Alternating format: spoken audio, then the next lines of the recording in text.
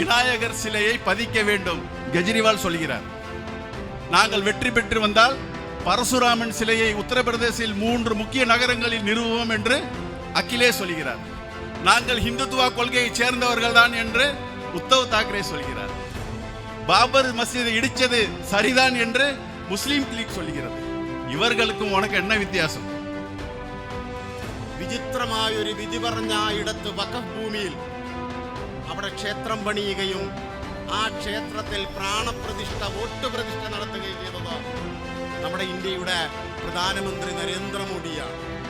ഞങ്ങളുടെ പിഞ്ചോമനകളെയും അവരെ മാനഭംഗപ്പെടുത്തിപ്പിച്ച് ചിന്തി ശാരീരികവും മാനസികവുമായ പീഡനങ്ങൾ ഏറ്റുകൊണ്ട് സ്വന്തം രാജ്യത്ത് അഭയാർത്ഥികളെ പോലെ സ്ത്രീകൾ കുട്ടികളും കഴിഞ്ഞു വരുന്ന ഒരു സാഹചര്യവും നമ്മുടെ മുന്നിലുണ്ട്.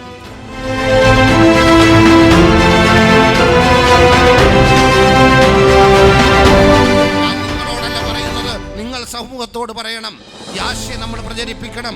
ഒരു ഭയപ്പാടും വേണ്ട.